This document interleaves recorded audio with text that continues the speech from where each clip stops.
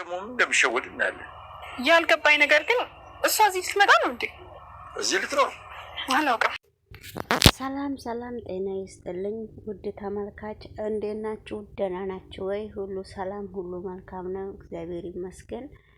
እኔ በጣም ደህና እግዚአብሔር ይመስገን ደህና ነኝ። አዲስ ቪዲዮ እየላችሁ መጥቻለሁ።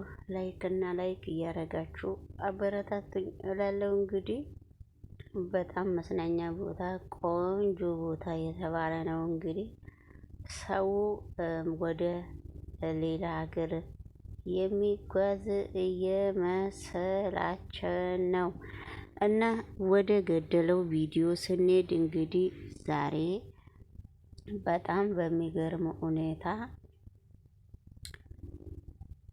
እንግዲህ ሽማግሌው በጣም እየሳቀ ነው። ምን እንደሚያስቀው እኔ አላቅም። ቱቱና ዳኒ ደግሞ ተፋጠዋል። ለምን በምን በሚመለከት ነው እዚህ ነገር ውስጥ ቱቱን እያስገቡት ያሉት? ምሳሌ ችግራቸው ምንድን ነው በሚል ሁኔታ ነው እኔም ጥያቄ እያቀረብኩ ያልኩት። ውድ ተመልካች እንግዲህ ቱቱ ቲና ዛሬ ከካሊድ ጋራ አልጋ ላይ ተገኝታ ነበረ። ከዛ አልጋ ላይ ከተገኘች በኋላ አልጋ ላይ አንቆ ነው የጣላት። ምክንያቱም ያነቀበት ምክንያት ምንድን ነው?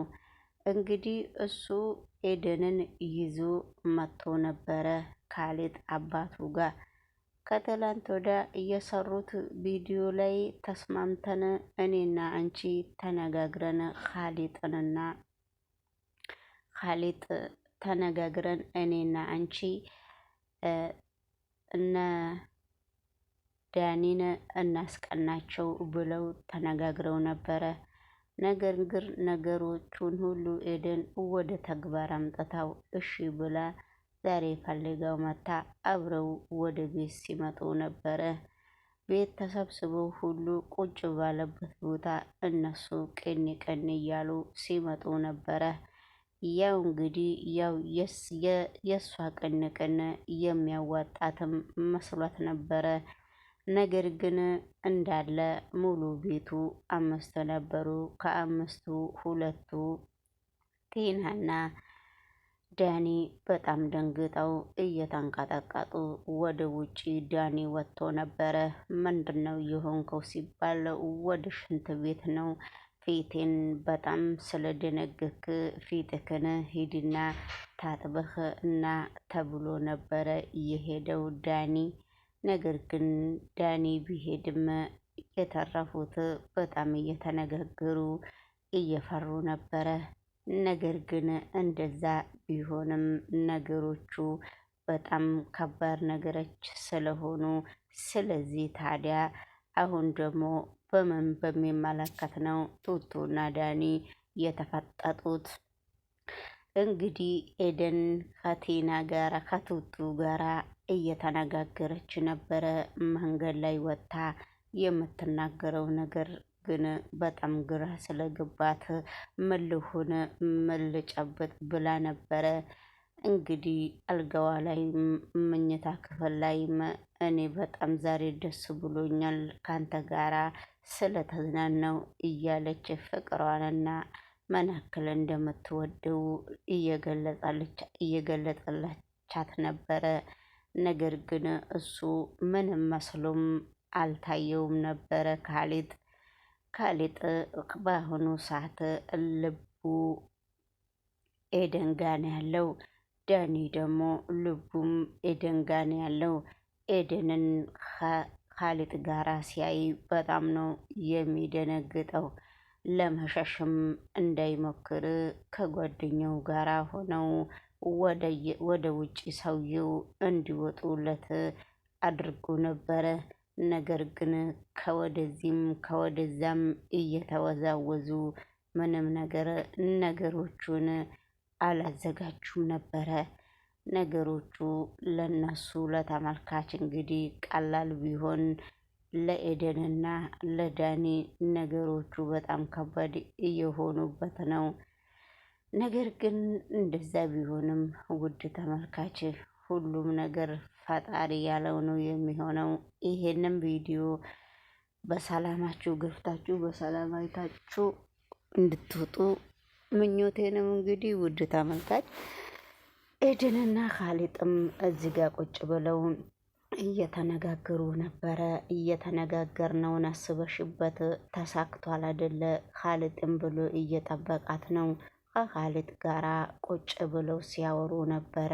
ከኤደን እናት ካሊጥ በመካከሉ መንገድ ላይ ዳኒ ዝም ብሎ ብቻውን ሲቆም አይታው ነበረ። እሷ ካየችው በኋላ እባክሽ ይቅርታ አድርግልኝና ነገሮቹን አብረን እናስተካክላለን፣ እባክሽ ምን ሆነሽ ነው እንደዚህ የምትሆኝው ብሎ ሲማጸናት ነበረ። ነገር ግን ቢማጸናትም ባይማጸናትም ልባም ሴትም ስለሆነች ኤደን እንግዲህ ስለዚህ አሽቀንጥራው ሄዳ ነው እሱ እያያት ሌላ ወንድ ይዛ ቁጭ ያለችው። ለቅናት ቅናት በቅናት እያረጉ ነው። ለምሳሌ ቲናም ለካሊጥ እምቢ ብላለች፣ አልተግባቡም። ዳኒም ቲናን ነው የሚፈልገው። እንግዲህ በመካከሉ ይሁን ችግር ሲመጣ ቱቱ ነች የምትጠየቀው። ነገር ግን እንደዚያ ቢሆንም ፊልማቸውን በመካከሉ እነሱ እያሟሟቁ ነው። እንግዲህ ውድ ተመልካች ቱቱም በጣም ምቀኛ ነች። ቲናም በጣም እየተመታች ስለሆነ በግዴታ ጎትታ ልታገባው በጣም እየተገደደች ነበረ። ነገር ግን እንደዛ ቢሆንም ነገሮቹ በአሁኑ ጊዜ በቱቱ ላይ ነው እየከበዱት ያሉት። ቱቱ እንግዲህ ኑ ትላለች፣ ትለቅማቸዋለች። ነገር ግን እንደዛ ባይሆንም ነገሮቹ በጣም ከባድ ነው። ሁሉም ነገር ለበጎ ቢሆንም ሁሉም ነገር ለመልካም ነው። ለምንድን ነው እንደዛ የተባለው? ነገሮቹ ግን ሁሉም ነገር ቲና ግን በአሁኑ ሰዓት ዳኒንም ትፈልገዋለች። ዳኒ ደግሞ ኤደንን ነው የሚፈልገው። ከሁለቱም ጋራ እየተሽከረከረ ነበረ። ቢሽከረከርም ባይሽከረከርም ነገሮቹ በጣም ከባድ እየሆኑበት ነው። ስለ አንዳንድ ነገር ኤደንም ማወቅ ትፈልጋለች። ኤደን አወቀች አላወቀችም ምንም ችግር የለባትም። ለሚቀርባ ሰው ትቀርባለች፣ ለሚሸሻ ሰው ትሸሻለች። ኤደን በጣም ጎበዝ ነች። እንግዲህ ነገሮችን በዚሁ በቅርብ ነገር ውስጥ እውነት እያረገቻት ነበረ። ነገር ግን እውነት ቢሆንም ውሸት ቢሆንም ነገሮቹ ሁሉም ነገር ሽማግሌውም እነሱን ሳይ በየአንዳንዱ ምንኛው እንደሚያስቀው አይታወቅም። ሁሌ ግን ለበጎ ነው እንጂ ለክፋት አይደለም። ሰላም ጤና ይስጥልኝ ውድ ተመልካች፣ በመላ ዓለም ላይ የምትኖሩ የቻናሌ ተመልካቾች ይህንን ቪዲዮ ሰብስክራይብ እና ላይክም እያረጋችሁ ሼርም እያረጋችሁ ብታበረታቱኝና አብረን ብንሰራ ለወደፊታችን በጣም ደስ ይለኛል። ስለዚህ እንግዲህ ሰውየው መጽሐፉን ይዞ ቁጭ ባለበት ቦታ እንግዲህ በጣም ዘላ ነው ገፍተራ ነው ወደ ቤት እየገባችው ሊሆንም ይችላል። ነገር ግን አሁን ፍጥጫው ከወዲህ ነው። ፍጥጫው ከቱቱና ከዳኒ